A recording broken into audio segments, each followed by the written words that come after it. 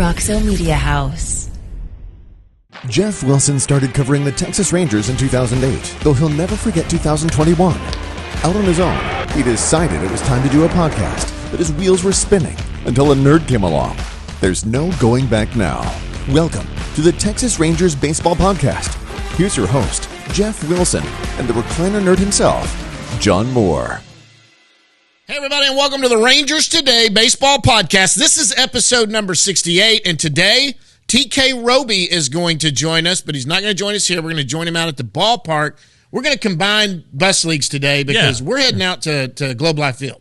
Yeah, they have, it's a big weekend. You know, Fan Fest is this weekend. Right. My goddaughter's getting married. That's more important. And, yeah. But they have they bring guys into town. So it's kind of a good time for the Rangers to get their top prospects in town, and they're doing what's called the Rangers University. It's kind of like there's that element to it. It's like classes for the players and even Rangers employees on things like leadership and culture and stuff like that. It's a pretty interesting program that they're doing through Abilene Christian University. So. There's credits involved and stuff, so it's pretty good little program for the guys who are interested. The list is impressive. It is every top prospect. Yeah, and then they're kind of doing like a leadership summit as well. And they did it last year. They brought in the top prospects. I remember that. Kind of showing them, I guess, how to lead and how to these are the top guys, and a lot's going to be expected of them. A lot is already expected of them. And Young and Leiter were there last year. Right. These are non-40 guys because if you're on the 40, you have to get special permission and all this stuff. But, right.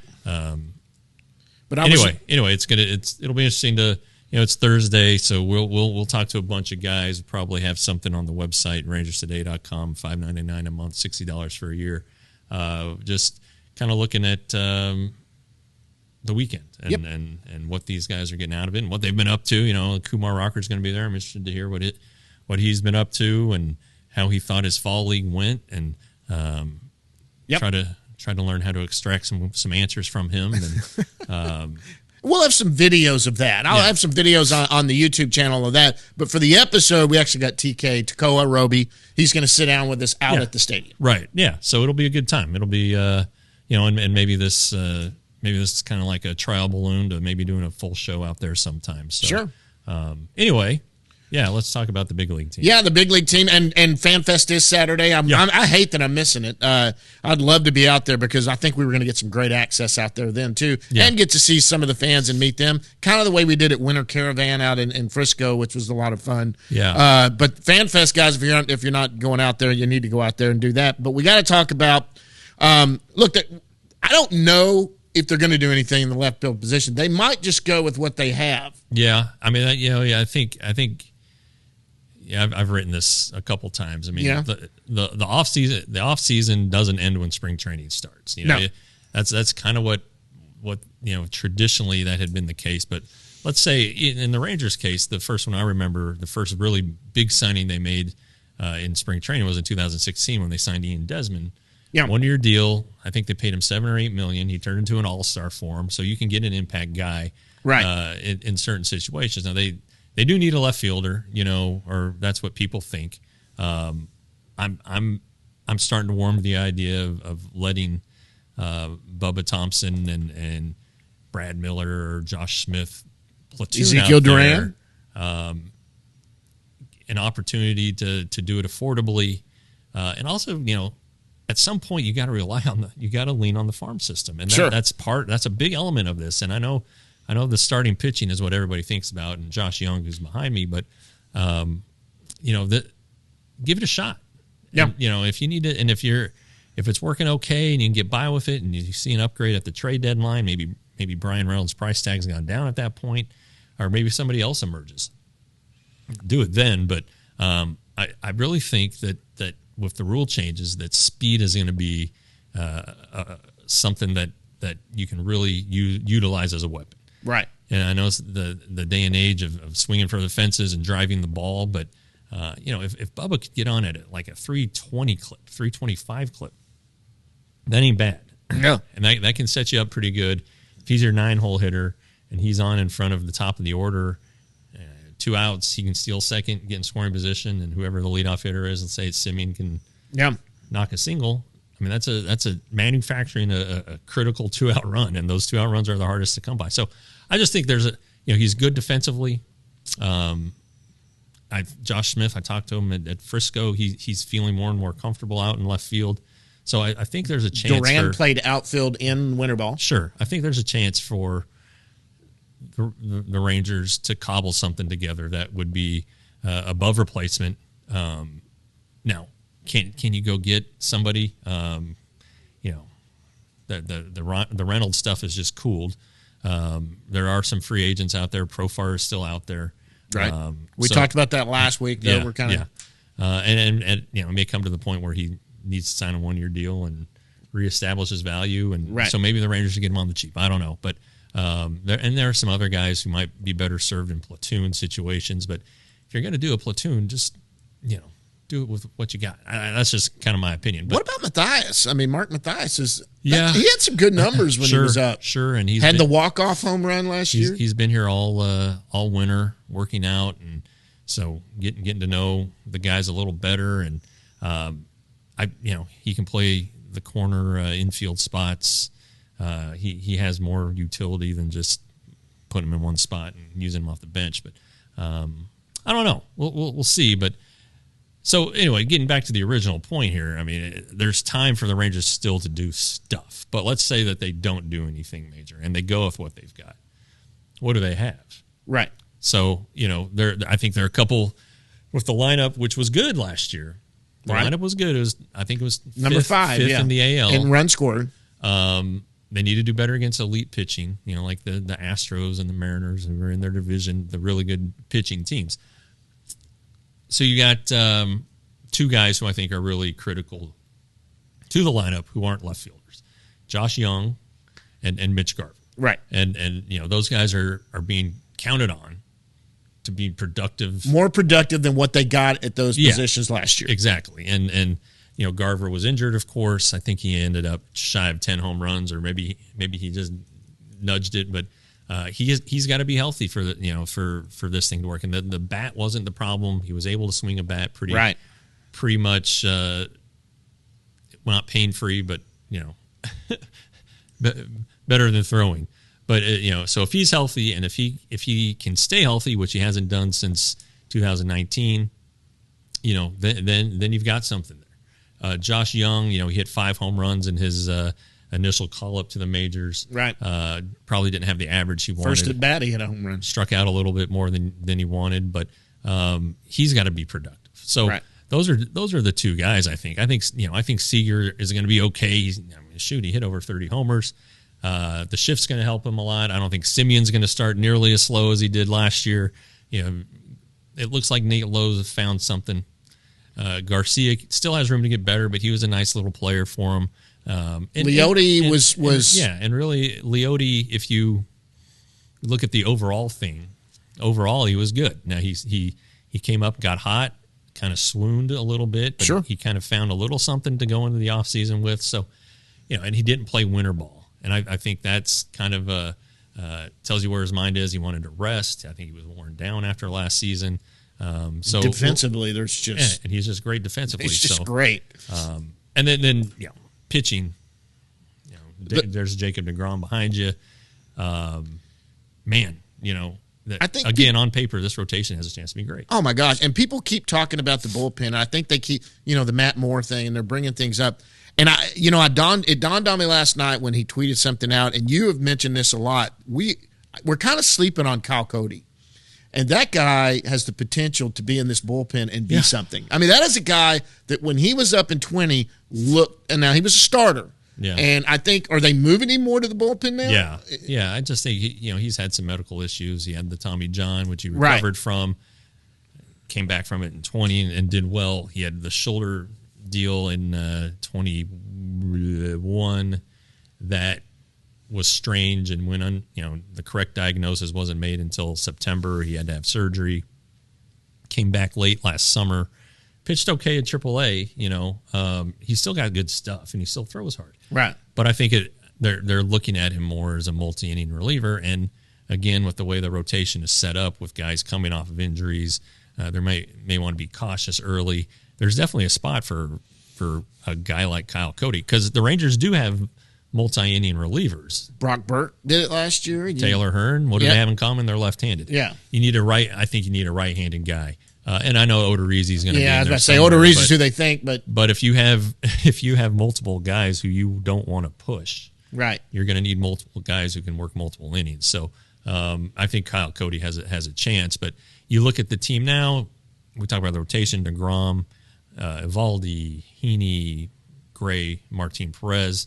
Perez is the only one without injury problems. There's this guy. Yeah, DeGrom. Oh, yeah. You said DeGrom. Okay. Yeah. So, I think he threw 64 innings last year. Right. So, now once a guy gets 200, which he's done before, it's in there, but you still want to push your $185 million investment. So, and we fully expect with everyone as they're going on, there'll be times during the season where they'll just skip a start, and they're just going to do something like that. Do something like that, and they've got the guys. I think it's because there's no closer just there. I mean, they've got 3 or 4 guys that have closed. Right. I mean, you've got Leclerc, you've got Barlow, who's closed. You've also got Hernandez. Burke closed one. Moore closed some games last year, but he's not back with them. So there's guys there, but I don't think they're going big free agent for closer. No, I don't either. I mean, there are still a lot of relievers out there that you can get. I mean, they're signing guys in minor league deals. Yeah, they just signed. So I can't think of his name. Right, Levi had it, and from the Giants. Right, Bruce Bochy knows him, so that's good. But I think that you can get bullpen arms usually within the system too. And it was once stated that by people in this organization that I'll find you a closer. I'll find you somebody who can get 30 saves, and maybe it worked once, but it's not somebody who's a reliable who can do it for multiple years. But and the minor leagues has some arms too, and I'm not saying they can close games, but the Rangers really feel comfortable with their bullpen depth. So I would be a little surprised if they didn't get a veteran guy to come in, and maybe it ends up being Matt Moore. Maybe he's waiting out his market. Maybe it's just a waiting game at this point to find something to get him back in there. But there'll be some players that don't make other squads that get DFA'd. Again, on the non-roster thing, the guys who are signed after spring training starts, Ian Kennedy was that guy. Yeah. A few years ago, and I don't really count last year. Everybody signed late last year because of the lockout. But right. There are guys, and relievers especially, they don't need a full spring. They don't need to log 20 innings or 30 innings to get ready for the season. They just need 5 appearances, and they can get those anywhere. Right. So I wouldn't be surprised if that's the course to take. But I mean, the big picture we're talking about here, I think the lineup's okay. I think it's better than last year without now. If Young and with Young and Garver, I think that the rotation has a chance to be really good, which could help your bullpen. Which helps your bullpen, exactly. So, is the bullpen at this point the weak link, if you would? I mean, there are a lot of questions. There are a lot of what ifs. Yep, could be, but there's also a capable to have a really good rotation. bullpen. Health is number one. I think if the rotation's good, then they've got a chance to win more than 68 games. And what's nice too is that rotation, which looks great on paper, and also the health concerns. It doesn't just stop at those 5 guys that you have up there and Odorizzi coming out of your bullpen. It goes down into AAA, where as of right now, you've got people like Dunning and Otto, and you've got Cole Reagans. You've got Jack Kent's probably going to be at AAA. Leiter may be there. I don't know. He might be at AA. Well, and Cole Winn is on the 40-man roster. He Absolutely. on the 40-man. So, there's depth. There's spot depth. Starters that are there. There's an opportunity to use Otto and Dunning and as that reliever. We talked about Kyle Cody becoming, but I think especially Otto. I think Otto's stuff would play a little better in shorter stint than Dunning. And I talked to Dunning about it the other day, and he understands that things have changed, but he's a good. He's kind of looking forward to learning from these guys. But he knows what he's up against. He's willing to do whatever the team asks. And he looked good. And he said he's healthy. Yeah, and he's already been off the mound like 7 times by now. Yeah, which for a guy who had hip surgery in September, everybody was, and at the time they're like, well, we don't know about the rehab process. He's going to be a full go from day one. So that's good too. Well, so that's good. We talked about, we always do down in the bus leagues. Maybe we do down in the bus leagues now. Get it out. We could, yeah. A couple other big league things of note. 2 good things happened to good guys this week. Chris Woodward got a job. Yes. Special assistant with the Dodgers, back where he was before he came to the Rangers. He's basically, sounds like he's going to be an infield instructor. I'm sure that he can help the big league team. They have they didn't resign Trey Turner, the Dodgers, so they're going to have a Gavin Lux, who's been a top prospect of theirs. I guess he's not a prospect anymore, but was for a number of years. They're going to try him out at shortstop. So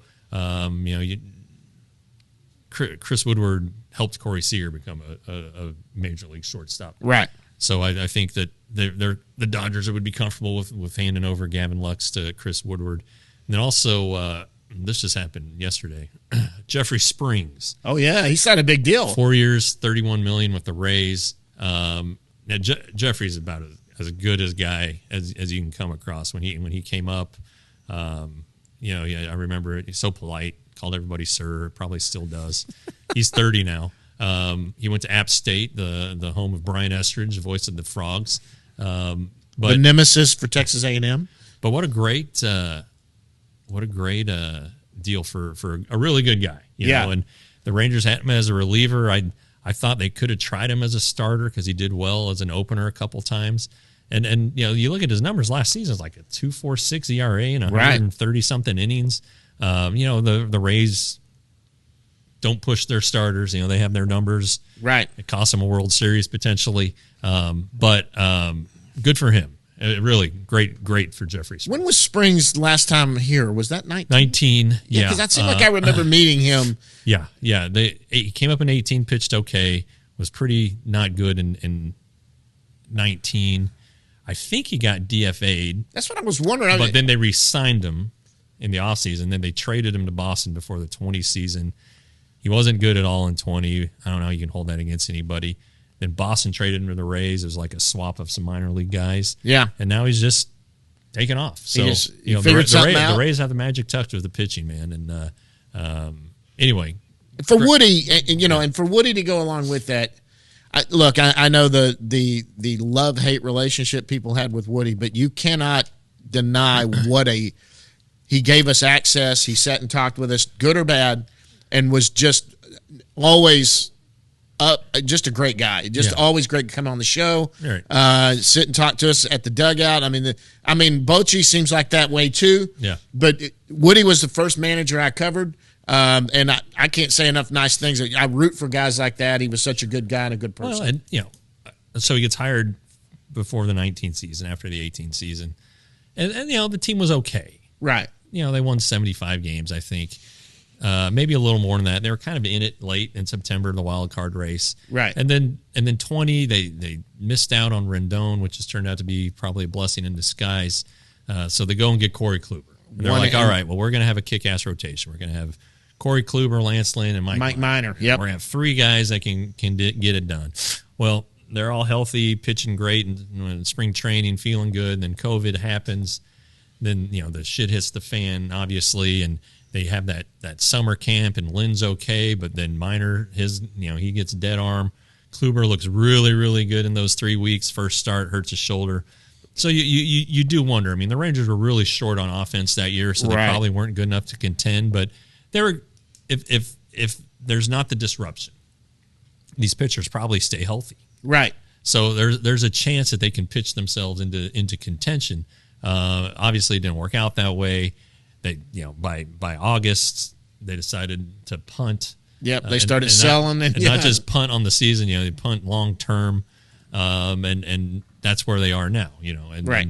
And Chris Woodward had a terrible 20 season. Yeah. 2021 was god awful, and then they weren't good enough last year either. So right. he really was never given a chance. No, he wasn't given a team. Yeah. That could truly compete. I think 20 was probably the one time they thought they might have a chance because of that, because pitching always leads it up. But yeah, they announced they're doing the rebuild. They really never gave him any kind of an offense, and we had a bunch of minor leaguers. So But you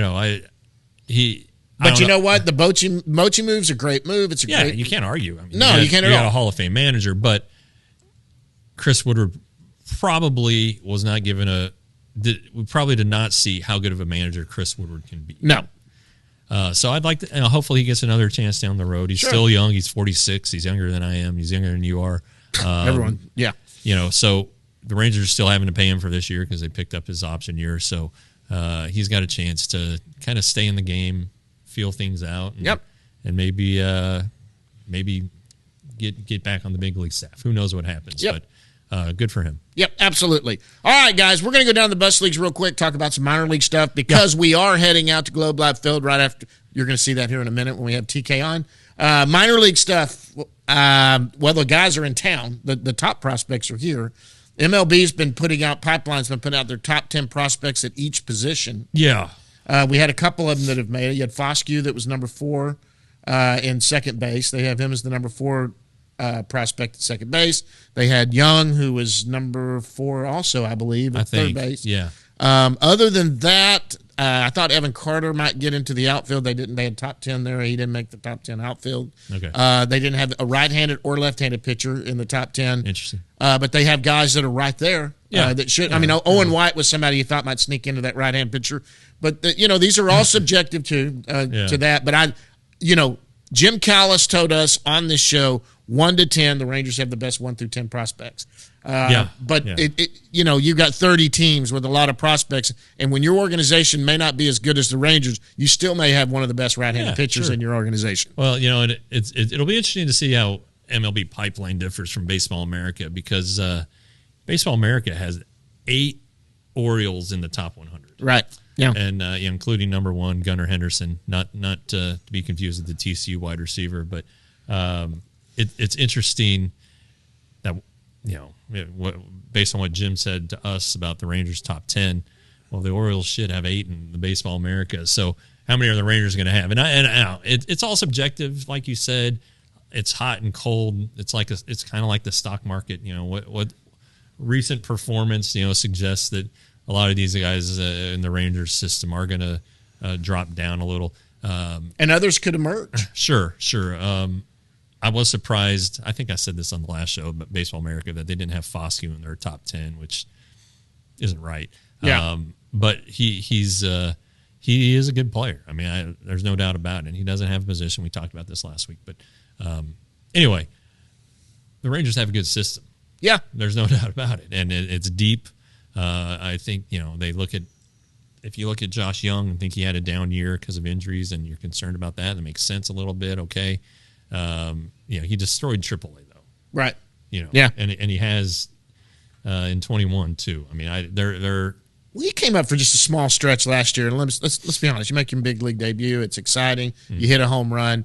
Yeah, you get up there, you start hacking and going, and he needs to settle in and be a big leaguer. And I think it wouldn't surprise me at all for him to start a little slow this year and then just go into a steady Josh Young. You can always get a good at bat. He's got some power, go there. But when you're first in the big leagues and getting your shot, I mean, you can't imagine the adrenaline is probably pumping there. Right, and it had been a long time coming for him, And, sure. Anyway, I think that an offseason will do him good. He's a very cerebral guy. He understands the game. Right. So get away from baseball, detox a little, and then get going. He's going to be the third baseman. All right. That's just barring injury. He's the third baseman, and just tell him. I think this is important. It's helped a lot of guys. Just say, this is your job. Mm-hmm. If you go 0 for 4 or 0 for 8 or 0 for 12, don't worry about it. It's still your job. Right. That takes a lot of pressure off of guys. The first one that I encountered was Nelson Cruz when he didn't make the team in 2008. He got put on waivers. Nobody claimed him. Cleared it. Yep. He goes to AAA, hit like 44 home runs. Opened his stance, or somebody opened his stance down. He came up in September in Kansas City. I remember it very vividly, and they just told him, "It's your job. Yeah, that's it."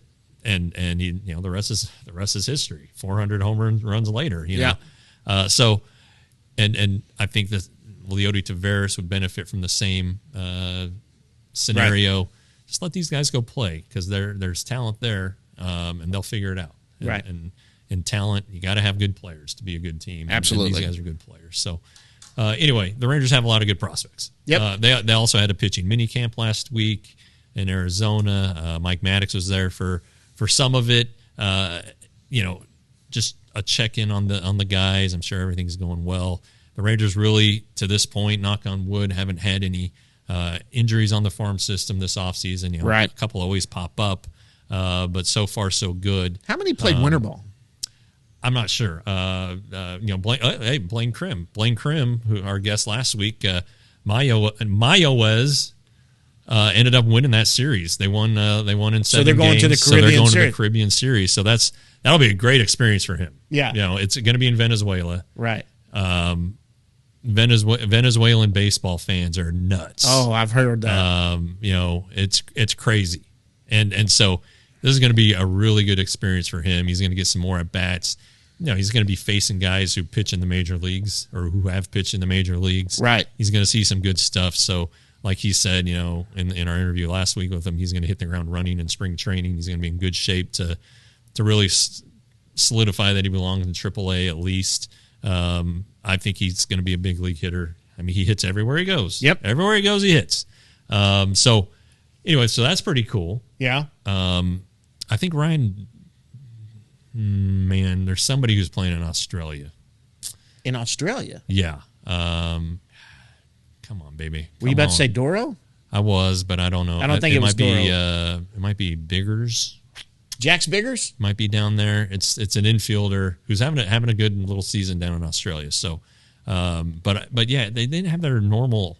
Like normally, they'll have a bunch of guys, especially Latin kids that'll go out and play in the down in the Latin countries. Right. So anyway, I just want to get the season underway, John. I'm ready. I want something to talk about. I know it. Some new stuff. We've been batting around some old topics for a while. But again, these last 2 weeks before spring training there's going to be some news. There will be some news, and just keep subscribing to RangersToday.com, because there's some big things happening here too. Yeah, RangersToday.com, $5.99 a month, $60 for the year. I'm not going to $35 for 6 months, and then hit our button here, hit our subscribe button, because the YouTube channel, we have this show every week when, usually. Right. And then, we're going to have a ton of videos. We're going to go, we're all going to spring training. So we'll have some good stuff from spring training, hopefully some more behind the scene-ish type stuff. Absolutely. Miking up some guys. So hopefully we can do that and have some fun stuff. And then, we're not going to reveal any plans, but we're talking about some expanding what we do. So, we'll see. We've had some fun meetings with people. 2023 could be a good year for us. So absolutely. We'll not that 2022 sucked, but we got a good chance to really. Well, I think we have a footprint. Yep. in the market, and now we have a chance to make it bigger. Absolutely. Well, guys, we're going to Globe Life Field. We'll be back here in just a second. We'll have TK Roby from Globe Life Field. Look on go down and subscribe to the YouTube channel. We're going to have some more videos that'll come out then. I'm not going to say see you at the yard because, well, actually, we are going to the yard. You can say it, I guess. Yeah, we're going to the yard. So We'll see you from the yard. All right, guys.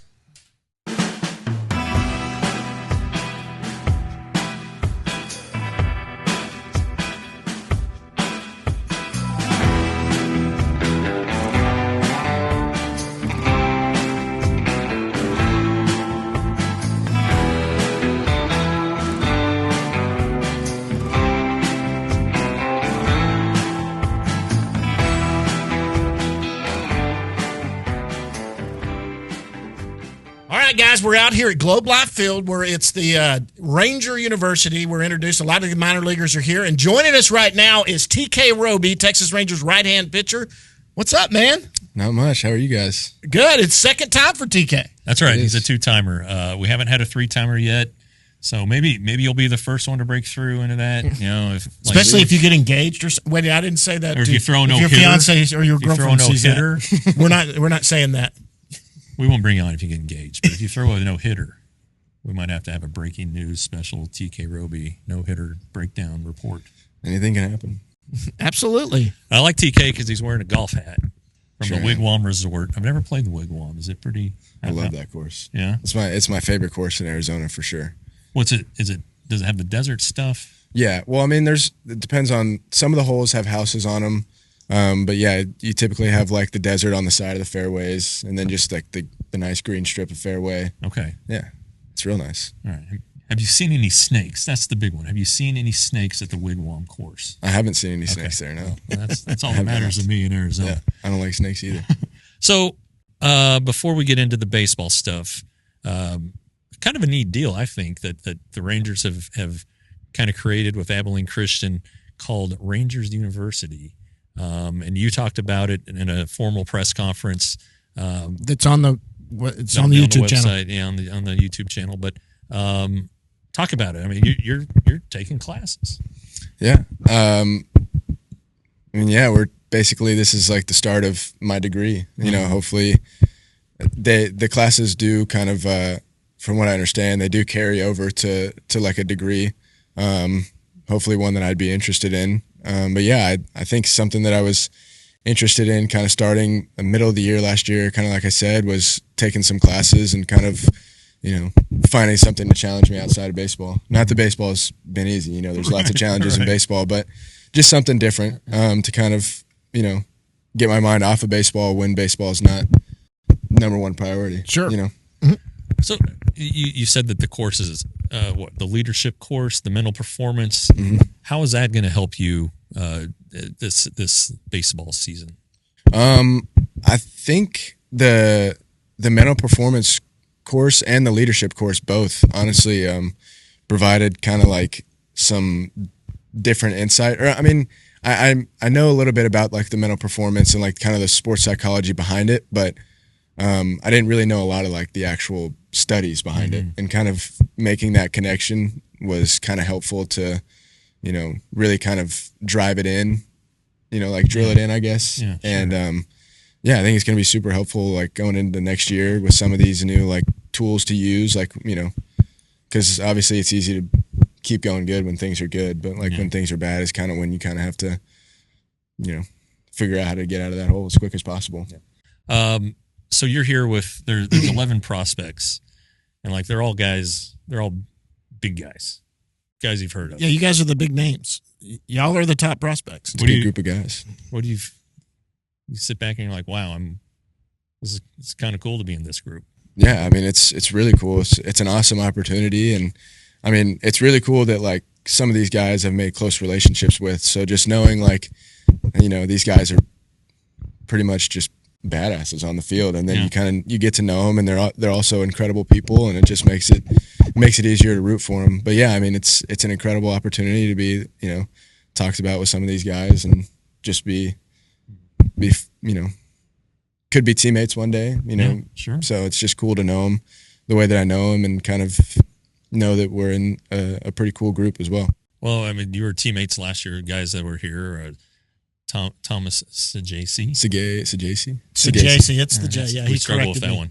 Yeah. Evan Carter, Aaron Zavala's here. Mm-hmm. Dane Acker, I guess you caught him at the end of the year. I mean,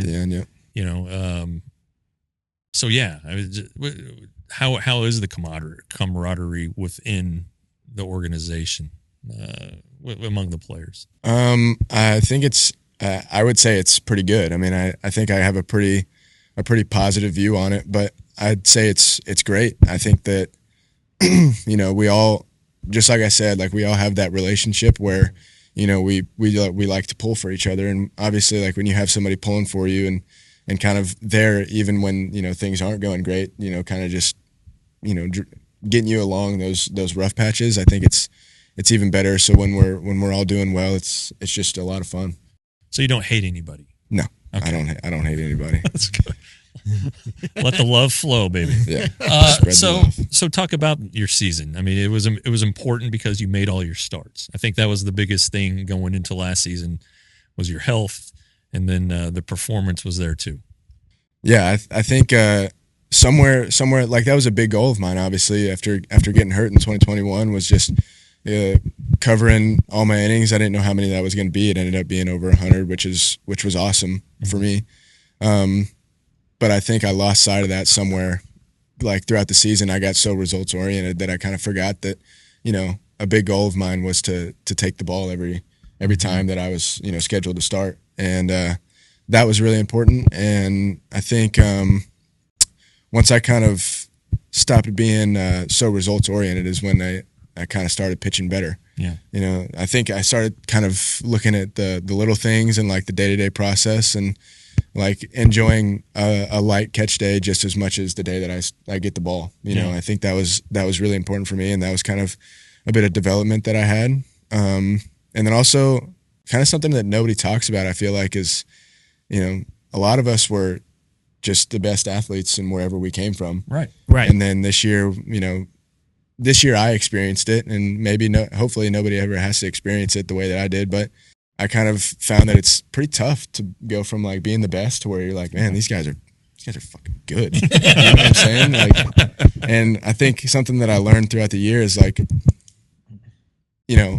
when if somebody say Mason Englert went, seven hitless. I mean, he did that like twice this year, I'm pretty sure. Yeah, but, you're right. he went like 7 hitless, and I got the ball the next day. It's like I'm rooting for him. I'm happy for him, but there's also that chip on my shoulder is like, well, I'm gonna go like 8 hitless or get a couple more punch outs or whatever it is.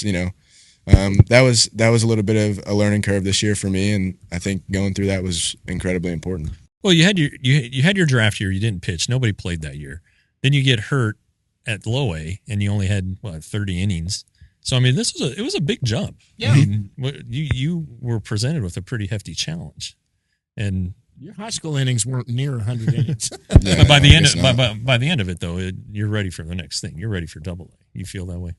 I mean, I think so. I think talking to some of our coordinators and just kind of like doing kind of like some reflecting after the year. I think everything that I learned from this year kind of got me ready to go to the next level. And but I mean, obviously that's out of my control. I can control what I can control, which is how I prepare every day and kind of how much I enjoy the process, and whatever happens kind of happens. One thing that nobody's talked about is that you weighed whether to have Tommy John surgery or not.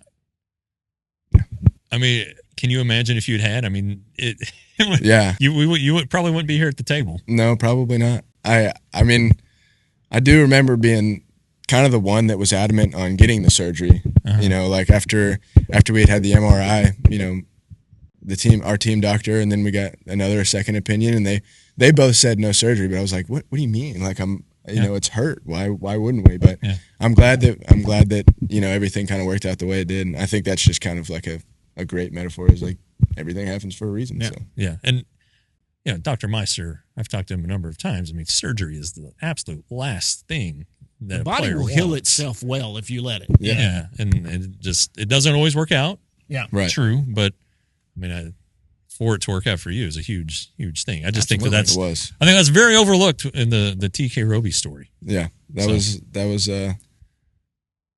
that's good. Yeah, it was good. So you've been off the mound, I take it, this offseason?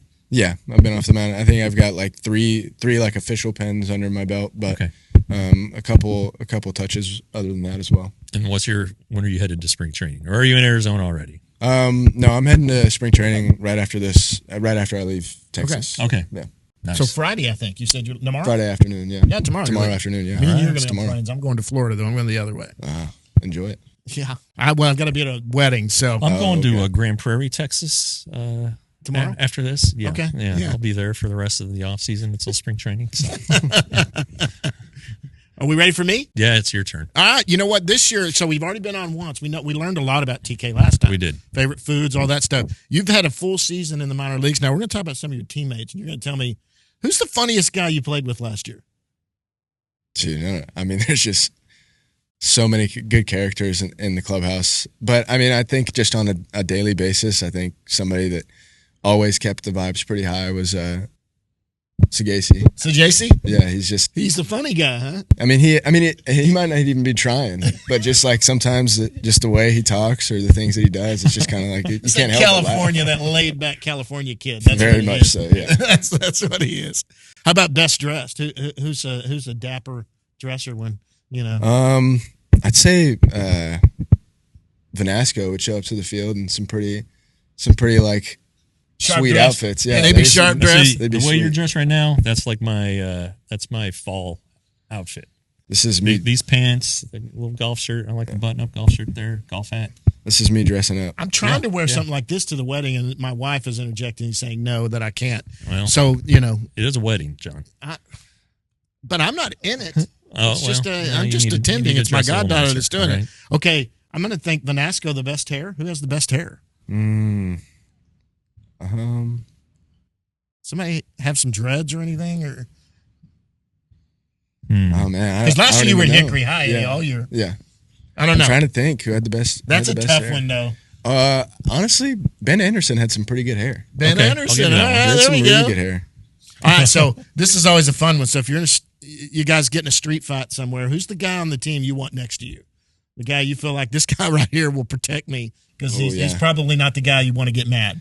I mean, I don't know. There's probably Owen White. Okay. I would imagine. Oh yeah, He's pretty intense. Yes, he he's is. intense. And he's very athletic. Yeah. Now, I would think maybe Aaron Zavala. He's kind of quiet. He's kind of stocky. quiet. He's got that mustache going now that adds a little something to it. that's not scaring anybody though. I'm just saying, it makes him look a little crazy, maybe. I don't know. Maybe. But yeah, Owen would he gets intense, especially like if there's some chirping back and forth. He's probably the first guy out of the dugout. As long as he doesn't punch the ground, he's good. He's got to Yeah. quit Yeah. punching the Yeah. ground. All right, because we had some good pictures there in the high A. All right, is there anybody that's the biggest prankster, likes to pull pranks on everybody? I mean, I can't really think of. Nobody really stands out when you say that. No. Yeah, it didn't stand out because was there anybody that did have a prank? Did you ever see a prank or, scaring somebody or? And I really don't think so. I mean, there was. I mean, every day like banter, but like nobody really like planned out like this long, thoughtful prank. I wouldn't say. Yeah. Yeah. Okay. All right. Okay, couple more and we'll get you out of here. What are you binge watching right now? So you're on Netflix or what? Prime? What's your binge watch? You got a girlfriend? Maybe you guys got a show going. So, well, there's kind of a couple. Most recently, you guys ever seen that '70s show? Yes. Well, So they just came out with the sequel. That I guess, 90s. Oh, really? 90s show. I haven't seen it. Is it good? I already watched it. I thought it was pretty good. They had a Okay. ton of the same characters, and it was They were all the adults now, right? yeah, Or they were all something? the adults, like the parents, and I thought that was pretty good. Kind of like a I don't know, guilty pleasure show. It's called Love Is Blind. okay. It's kind of like a funny Somebody was watching Love Island. Blaine Crim was watching Love Island. I've never seen that one, but it's just kind of I watched that with my girlfriend over the summer. There's like 3 seasons now. Oh my! So yeah, it keeps coming back. There's also- and I'll there's watch also- We them. all have those There's stupid also ones that you wouldn't MILF believe. Island. I've never seen that one. Yeah. No. Well, do you know what that means? Yeah. Okay. Okay, so when you were in Hickory, besides Hickory, where was your favorite place to play? What stadium was nice?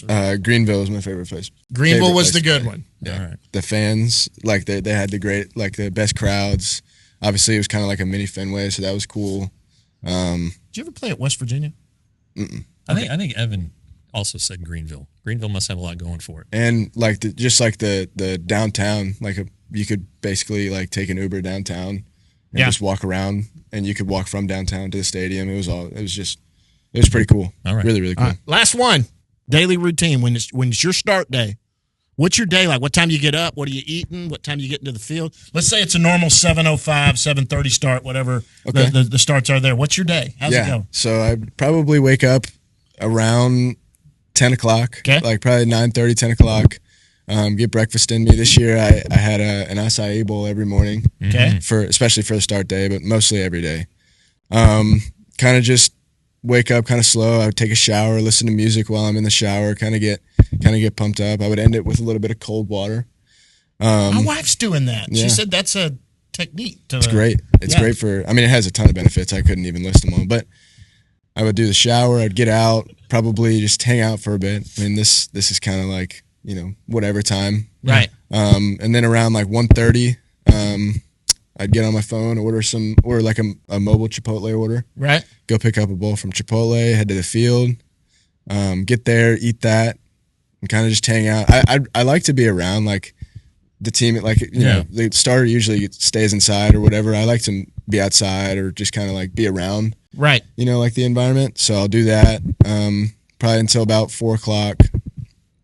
Then come back inside. I'll probably shower. If it's at like 7:05 game time, I'll take a shower right after 5. Do you take the cold thing again too? No, I did. This one's warm because I like to warm up my body like before I get going. And then I'll spend about 55 minutes rolling out, stretching, and then I'll head outside for 7:05. I'll head outside at around 6:30. If you're the home team, 6:30? 6:30 for the home team, yeah. 15 minutes activation, 15 minutes long toss, 7 minutes, well, like 5-7 minutes on the mound. All right. That's pretty good. Well, all right. So the Chipotle on game day, huh? Yeah. All right. Huge. Well, TK, thanks so much for coming on. I mean, I know you guys are getting out of here tomorrow. You're heading out to – want to wish you luck this year, obviously. Hope you have a great season. We're going to see you out at spring training here in a couple weeks. Anything else before we get him out? No, I got to go to the bathroom, so this is a good time to it's time to conversation. Guys, like we say at the end of every one of these, and this is the end of this show since we already did down in the bus leagues, we'll see you at the yard.